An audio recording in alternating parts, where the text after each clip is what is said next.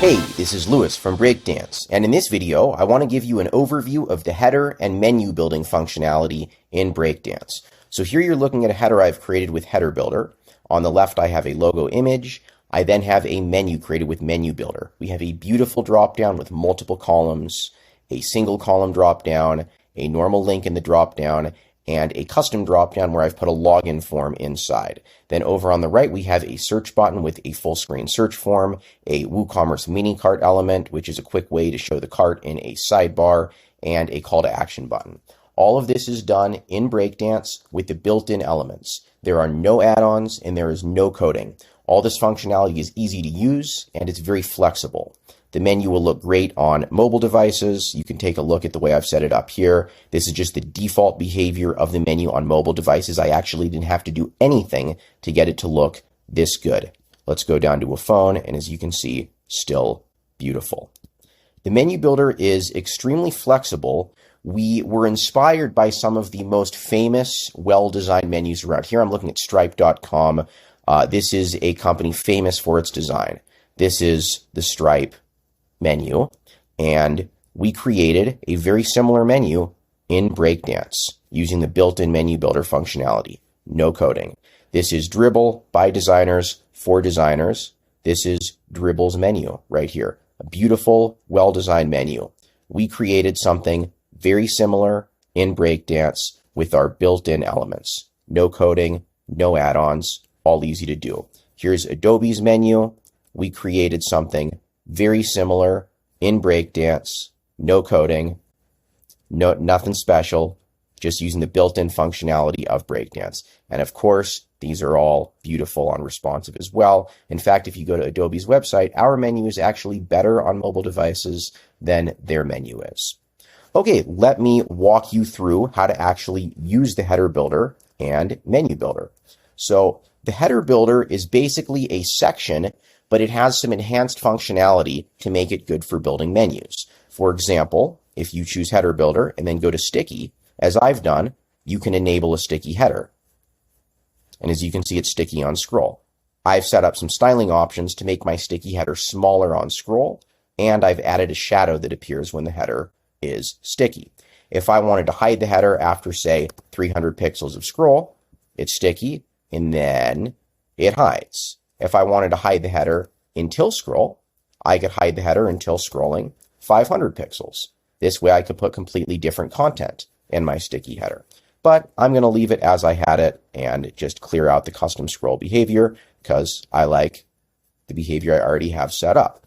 You can also make the header an overlay. You just go to the overlay section, check the box. The header is now an overlay. Menus are created either using the WP menu element, which will pull a menu from WordPress, or Menu Builder. I like using Menu Builder because it gives you maximum flexibility to create these beautiful, completely custom dropdowns. So in Menu Builder, you're typically going to build your menus with the menu dropdown element and the menu link element. The menu link element, that's this element right here. It's just a normal link. You fill in your text, you fill in your URL, and that's your menu link. Now, for a dropdown element, you are going to fill in the text for the link, and it can be a link if you want, or it can just open the dropdown. And then the dropdown is going to have columns. So in this dropdown, I have one column on the left, and I've chosen to show another section where I've placed another column. This is the additional section right there. I'll close the structure panel so you can see it bigger. If I disabled show another section, we would just have the single column dropdown. With show another section enabled, we have multi-columns. We can also put multiple columns in the same section. I'll just add another column, and I could give my column a title.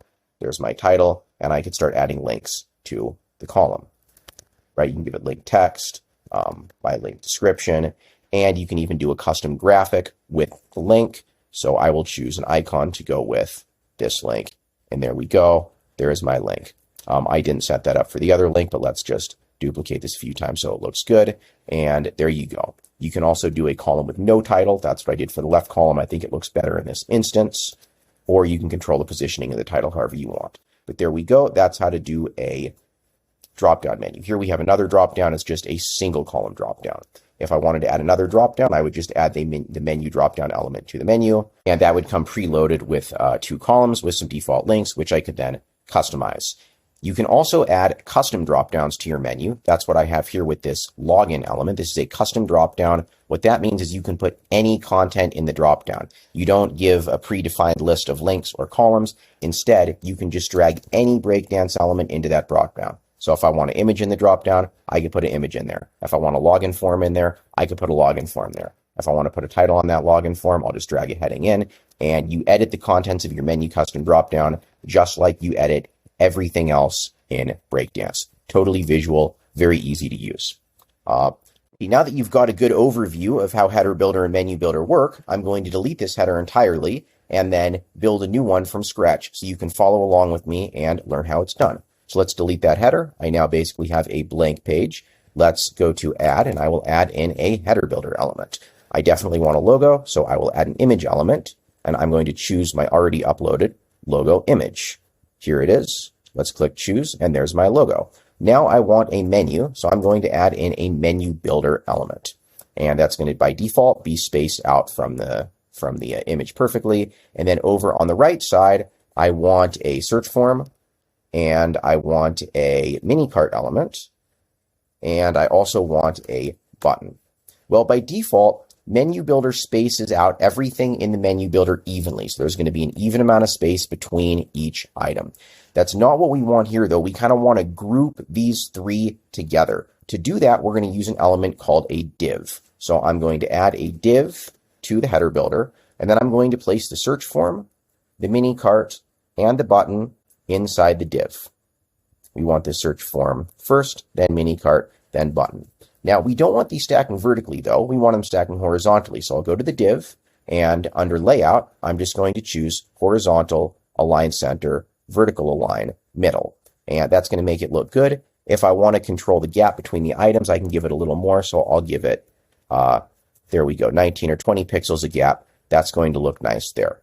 Okay. Now let's say we want to add in a custom login form to the menu that only appears when the user's logged out, and we want an account link that appears when the user's logged in.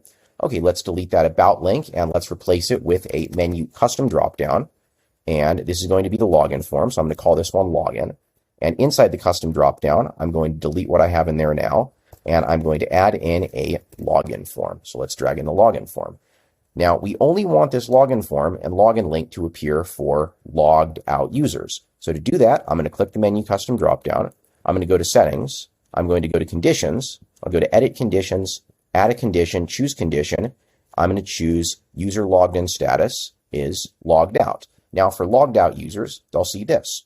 Now for logged in users, I want to display an account link. We're kind of running out of room here, so I'm going to delete a couple of these links, and then I'm going to add in a menu link. This menu link is going to link to the account page. So I'm just going to put an account and just type in your URL to your account page right there. I haven't set one up yet. And then I'm going to only display this to logged in users. So I'll go to settings, settings, conditions, edit condition, add condition, same condition, user logged in status is logged in. And now logged in users are going to see an account link. Logged out users are going to see a login link. Let's save the page and let's go over to the front end and test that out. So I'll make a new incognito window, and this is how it's going to look when I'm logged out. I get the login link, and then let's go into the window where I'm logged in and go over to the same page, and here I get the account link. So there we go. Okay, now let's customize this search form a little bit. So it actually looks great by default. I'm just going to take the background off the icon. So I'm just going to go to the design options for the search form, go to form, full screen styles, open button, and I'm just going to clear out that background, and that looks pretty damn good. Okay, let's make the mini cart, instead of being a popover, let's make it slide out. So I'm going to go to the design options for the mini cart. I'm going to go to cart, and let's choose style sidebar, and let's position the sidebar on the right. That looks pretty good, and my click here button is perfect as is. So that's great. I now have a beautiful header that I've created with Breakdance. Let's make this header sticky on scroll. So to do that, I'm just going to go to Header Builder. I will go to Sticky, and I will enable the sticky header.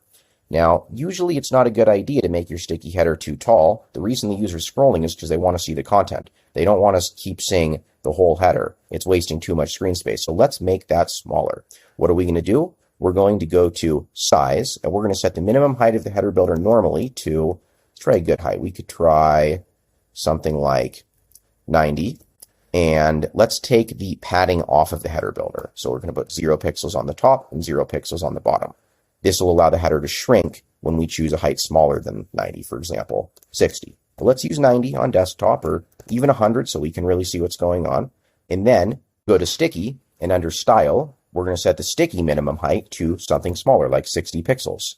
Now when we scroll, the header will shrink to the height we specified. So that's beautiful. Okay, this is Lewis from Breakdance.